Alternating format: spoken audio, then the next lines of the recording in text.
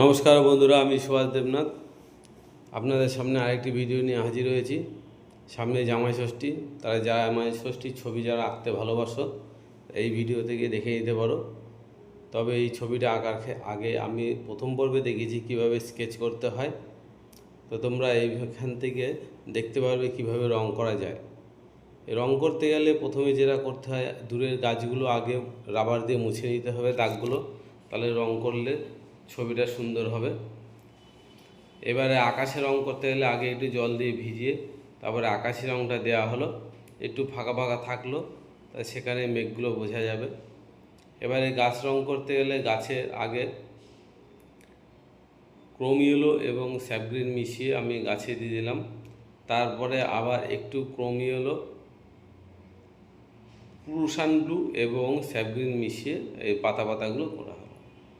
দূরের গাছগুলোও করতে গেলেও এইভাবে করতে হবে।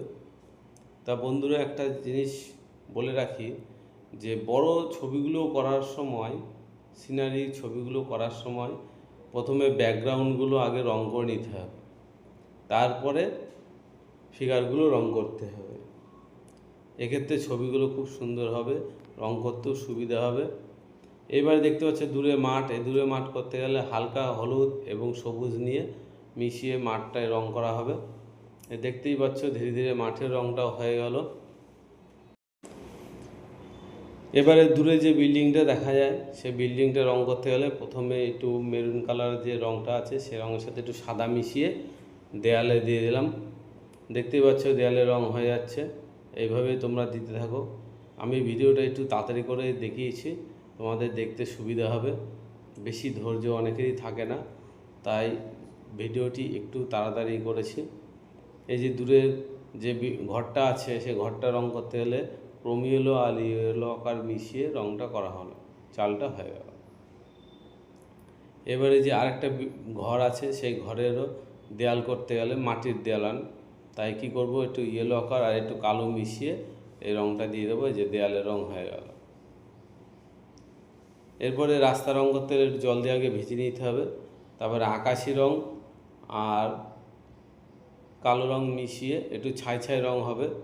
এখন গ্রামের সব রাস্তাই পাকা হয়ে গেছে, পিচের রাস্তা, তাই সেই রং করতে গেলে এইভাবে রং করতে হবে। তো বন্ধুরা, দেখতেই পাচ্ছ এভাবে রাস্তার রংটা হয়ে গেল।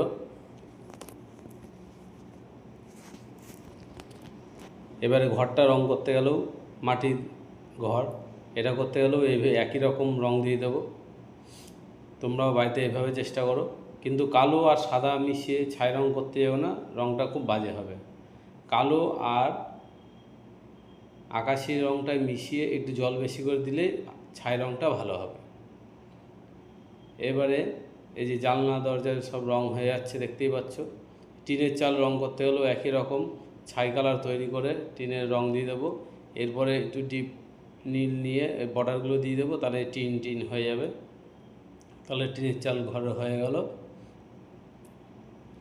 এবার দেখো ব্যাকগ্রাউন্ডগুলো হয়ে গেল। এবার সামনের ফিগারগুলো যদি রং করতে হয় তখন কি করব, প্রথমে যে শাড়িটা হলুদ, তাহলে হলুদ দিতে গেলে হালকা হলুদটা প্রথমে উপরের দিকে একটু দেবো, তারপরে ডিপ হলুদটা পাশ দিয়ে একটু ভাজ ভাজ করে দিয়ে দেবো, তাহলে শেডগুলো বোঝা যাবে। এইভাবে শাড়িটা হয়ে গেল। এবারে জামাটা করতে গেলে পাঞ্জাবি বলতে গেলে এতে পাঞ্জাবিটা করতে অরেঞ্জ কালারের লাল আর ক্রোম ইয়েলো মিশিয়ে একটু অরেঞ্জ হয়ে গেল, দিয়ে এই রংটা দিয়ে দেওয়া হলো। এবারে বাচ্চার জামাটা একটা চেক চেক জামা, তার লালের সাথে এখানে কিন্তু অল্প হলুদ দেবে, শুধু লাল দিলে ছবিটা অত ভালো হবে না। তাই লাল চেক চেক হয়ে গেল, একদিকে লাল হয়ে গেল। এরপরে এই যে জানালা, এখানে ভেতরে হলুদ হলুদ দিয়ে হলো, মানে ঘরের ভেতরে লাইট জ্বলছে দেখা যাচ্ছে।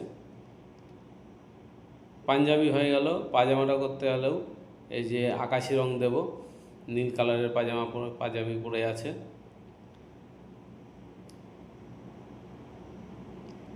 বাচ্চাটার প্যান্টটা করতে গেলেও নীল রং দিয়ে দিলাম, এটা ডিপ নীল।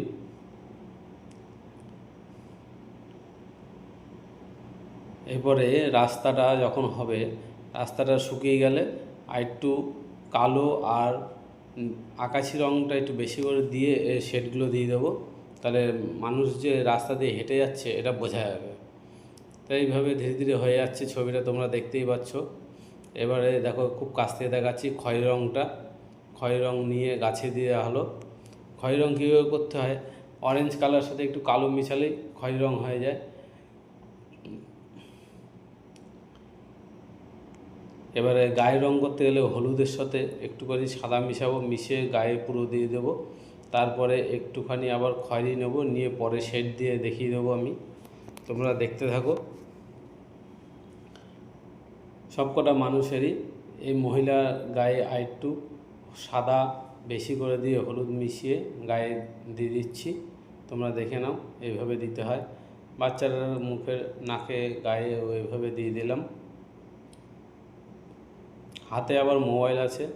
এখনকার বাচ্চারা যেরকম হয়, মোবাইল দেখতেই হবে। রাস্তা দিয়ে হাঁটছি তাও মোবাইল দেখতে হবে। এবার ঘরটা এই যে পিঙ্ক কালার করা ছিল, এই পিঙ্ক কালার সাথে একটু কালো মিশিয়ে শেডগুলো দিয়ে দিলাম। তারপরে যে দূরে ঘরটা আছে সেটাতেও ছাই কালারটা একটু ডিপ করে শেড দিয়ে দিলাম। দেখতেই পাচ্ছ ছবিটা অনেকটা রেডি হয়ে গেল, আর বেশি কিছু বাকি নেই। এবারে ব্লাউজটা একটু বেগুনি রঙ দিয়ে দিলাম। বেগুনি রঙটা যদি কারো না থাকে তাহলে কীভাবে বানাতে হয় শিখে নাও। প্রথমে পেঁয়াজি রঙটা আর একটু আকাশি রঙ নেবা, তাহলে দেখবা বেগুনি রঙ তৈরি হয়ে যাবে। এইভাবে রঙ করতে গেলে কিছু কিছু জিনিস আমাদের জানতে হবে, যে রঙ অনেক সময় কীভাবে বানাতে হয়। বেগুনি রঙটা, খয়েরি রঙ, এগুলো দেখিয়ে দিলাম। তারপরে রাস্তায় যে পিচ কালার আছে, ছাই রঙ করতে হলে কীভাবে করতে হয় সেটাও আমি বলেছি। এরপরেও যে কোনো ভিডিওতে তোমরা যদি জানতে চাও তা আমি এরপরে আবার বলে দেবো। পাঞ্জাবিটা হয়ে গেল, দেখতেই পাচ্ছ।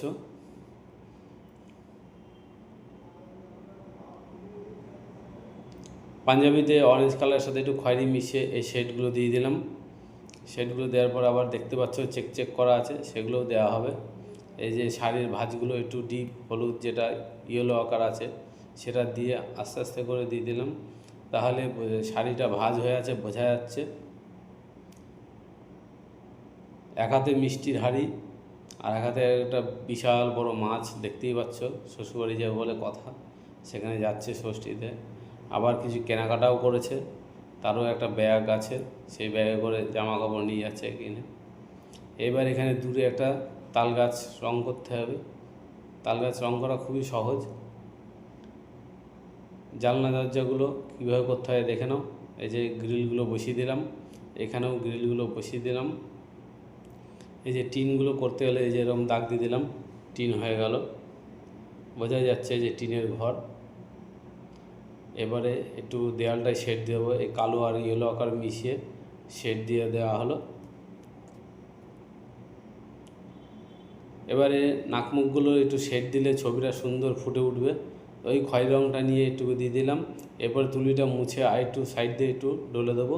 তোমরা দেখে নাও কীভাবে করতে হয়। এইভাবে খুব সহজ পদ্ধতিতে আমি দেখাচ্ছি যে ছবিটা কীভাবে রঙ করতে হয়।